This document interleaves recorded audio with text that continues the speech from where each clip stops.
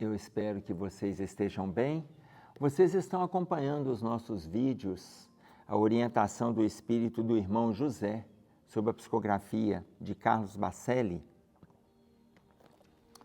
Hoje nós vamos trabalhar o livro Senhor e Mestre, no capítulo 94, que se chama Desvantagem Real.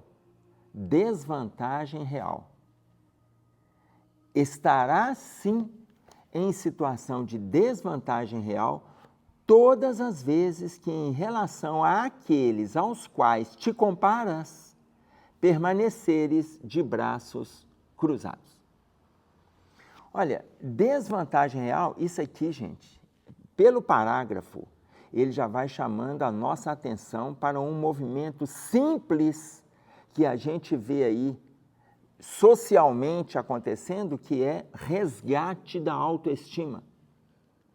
Peguem os livros mais apresentados neste país, os livros que estão lá na frente, né, em matéria de leituras mais lidas, sempre tem livros trazendo algo sobre autoestima, sobre autovalorização, sobre autoconhecimento. Sempre tem, sempre tem. Pega a lista lá dos 10 livros mais lidos no mês tal. Os 10 livros mais procurados no ano tal. Sempre tem. Por quê? Estará, sim, em situação de desvantagem real, que é o título, desvantagem real, todas as vezes que, em relação àqueles aos quais te comparas, permaneceres de braço cruzado.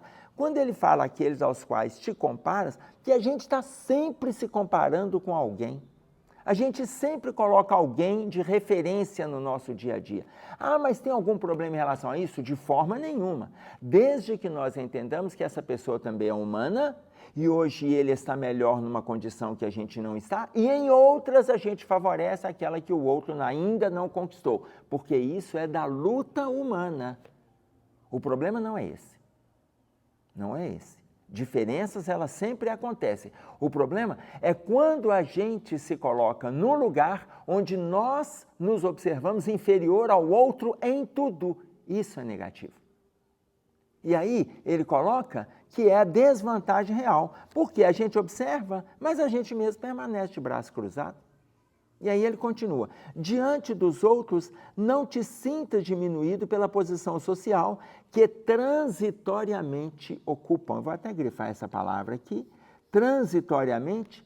Por quê? Porque muitas vezes a gente acha que o outro, por estar melhor financeiramente, transitoriamente, a gente acha que já está numa situação de destaque. Ele está recebendo, gente, uma oportunidade absurdamente lúcida, materialmente, de favorecer outros.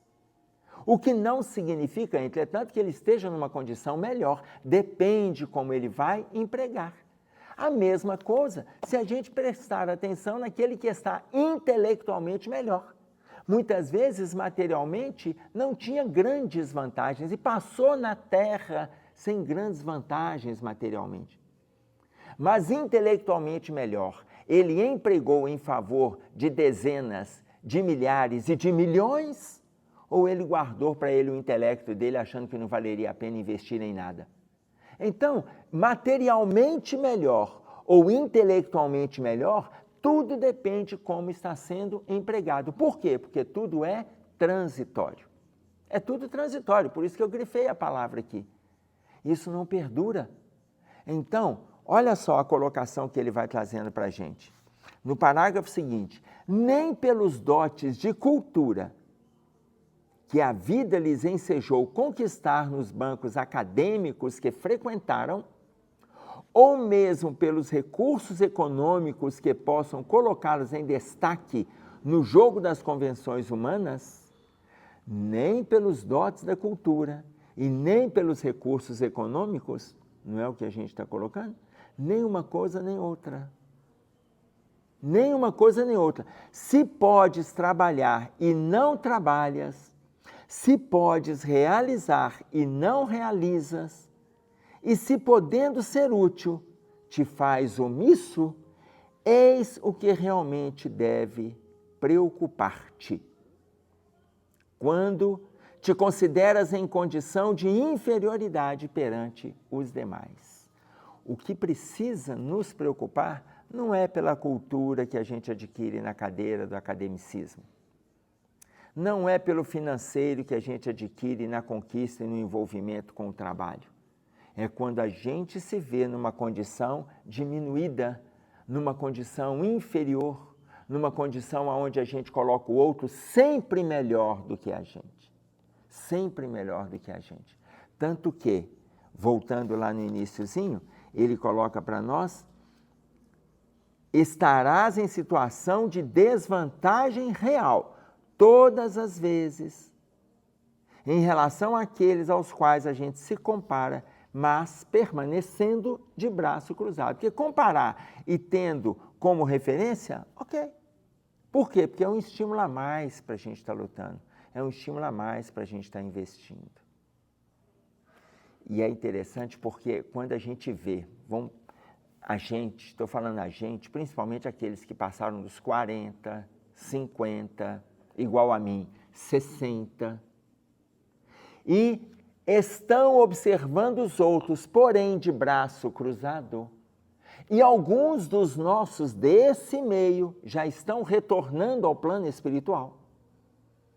Porque, gente, chegou uma hora que alguns vão retornar antes da gente. E vai chegar a hora que nós retornaremos antes de outros que estão vindo no tempo.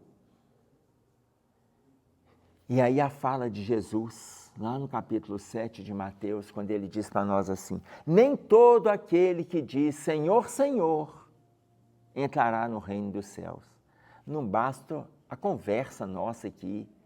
Isso aqui pode se transformar num imenso blá, blá, blá, se a gente não fizer nada em favor daquilo que estamos estudando, apreendendo, divulgando, exemplificando.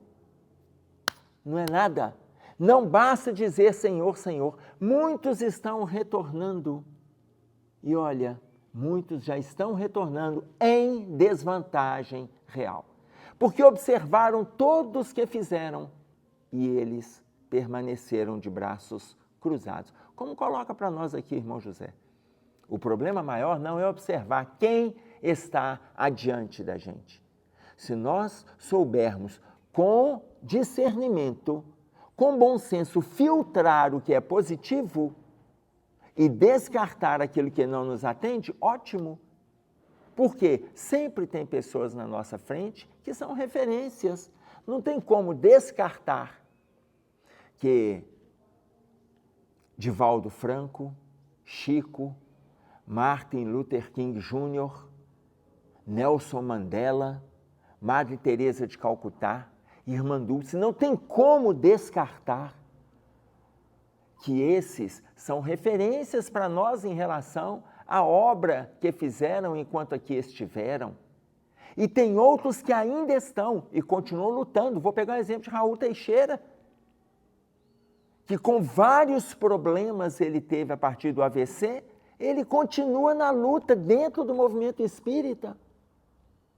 Na faixa aí dos 70, 80 anos de idade, continuam. Então, são referências para nós, mas não nós nos colocarmos de forma diminuta em relação a esses, porque cada um está oferecendo aquilo que tem para oferecer. Avalie você o que você tem para oferecer, em vez de se colocar como a última das criaturas. Para! Vamos fazer o que de melhor a gente tem para fazer. E aí, ele coloca para nós, voltando a esse parágrafo que a gente estava discutindo, se podes trabalhar e não trabalhas, se podes realizar e não realizas, se podendo ser útil te permanece omisso, eis o que realmente deve preocupar-te. Quando te consideras em condição de inferioridade perante os demais. E tem gente que ainda coloca assim, não, eu tenho fé que tudo vai melhorar. Eu tenho, mas você está fazendo o quê? Essa aí, gente, é a fé vazia. Essa é a fé cega. Eu estou fazendo o quê para melhorar? Eu volto a dizer lá atrás na orientação de Jesus. nem todo aquele que diz Senhor, Senhor. Ou a orientação de Tiago, a fé sem obras é morta em si mesma, no capítulo 2, nos versículos 17 e 18. A fé sem obras, ela é morta. Eu quero receber de volta sem plantar. Então, atentemo-nos para isso. E aí ele continua, não há o que te possa causar maior dano ao espírito do que a ociosidade voluntária aliada a comodismo deliberado. Não há o que te possa causar maior dano ao espírito do que a ociosidade voluntária. Você deseja ficar à toa, você deseja ficar parado. Você não acha que isso tem mérito em contexto algum. Você não acha que tem colheita do outro lado. Você acha que morreu, acabou tudo. Então, olha, não há dano maior ao espírito do que essa preguiça de fazer alguma coisa em seu favor. Aliás, tem uma passagem do Evangelho.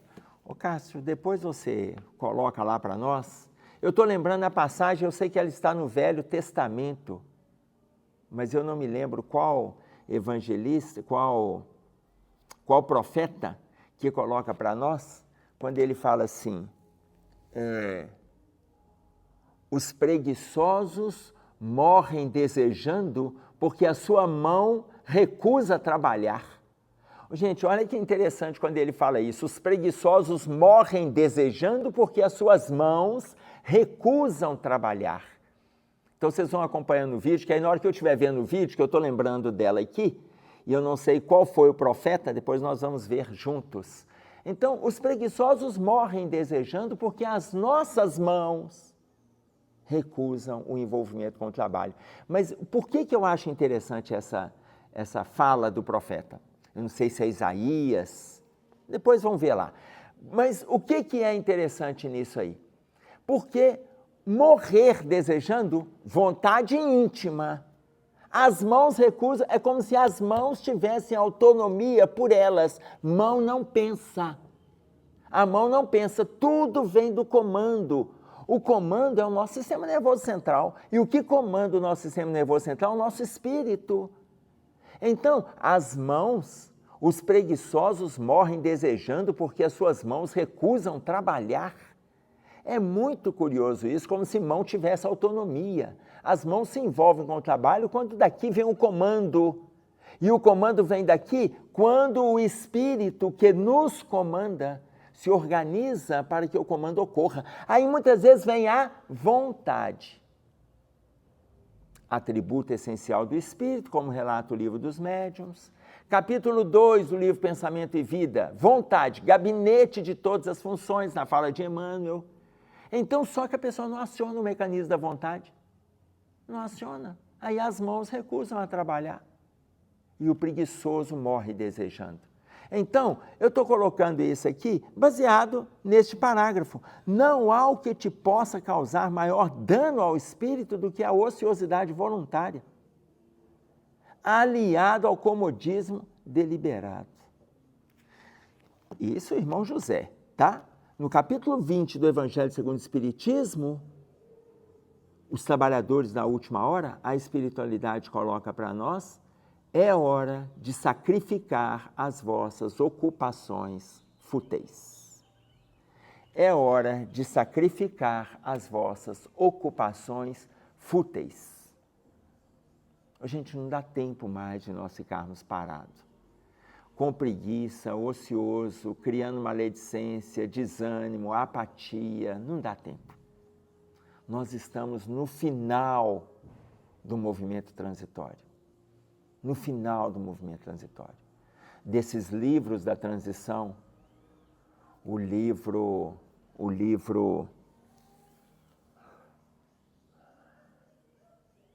do Espírito de Lúcius, no final da última hora, é o quarto livro de uma série, é o quarto livro da série. O primeiro chama-se Despedindo-se da Terra, o segundo, Esculpindo o Próprio Destino, o terceiro, herdeiros do novo mundo, e o quarto, no final da última hora. O espírito de Lúcio, ele vai colocando para nós a respeito desse movimento, desde o primeiro livro, Despedindo-se da Terra, falando das tramas e dos dramas que nós vivemos enquanto encarnados.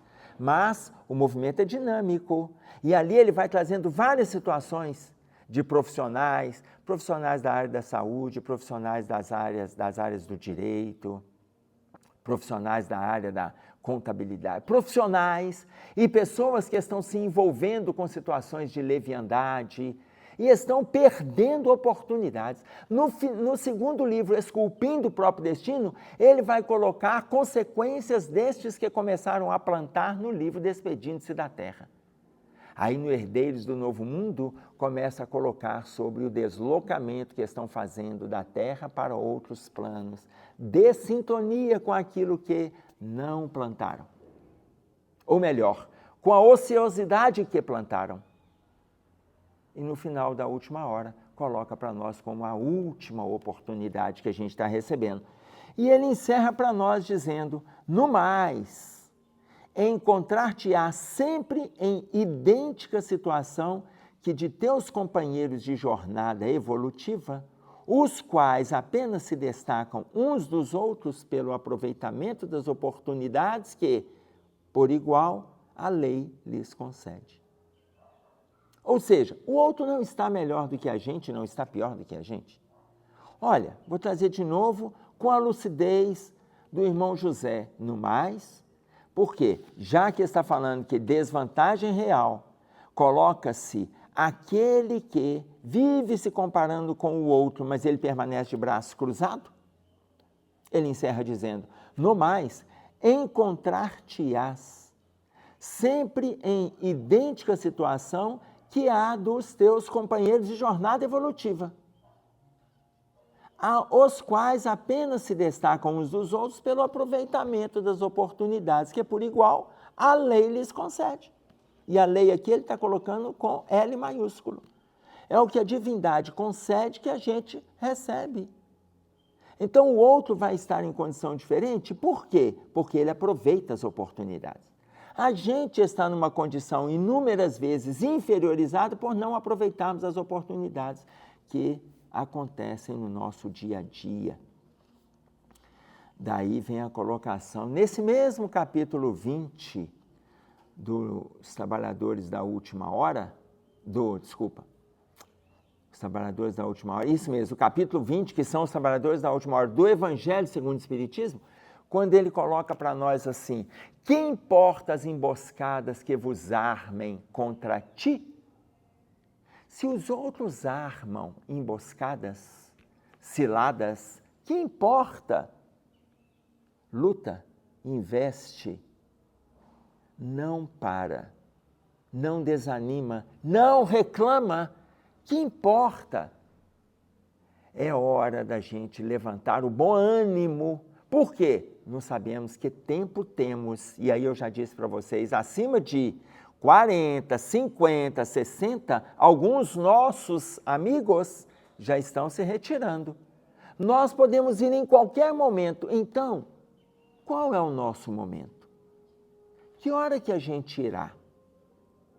Será que nós vamos conseguir desencarnar? E aí eu volto a uma colocação de Paulo, quando escreve ao seu amigo Timóteo, na sua segunda carta, no capítulo 4, no versículo 7, combati o bom combate, venci a carreira e mantive a fé. Será que nós vamos conseguir chegar no leito e refletir em cima deste versículo com a consciência tranquila de que aproveitamos todas as oportunidades? Será que nós vamos dar conta? Combati o bom combate significa ele lutou a encarnação inteira. Hora nenhuma ele parou. Nenhuma ele parou. Venci a carreira, ou seja, todos os obstáculos que ele encontrou na estrada, ele superou. Venci a carreira e mantive a fé. Mantive a fé, independente do sofrimento.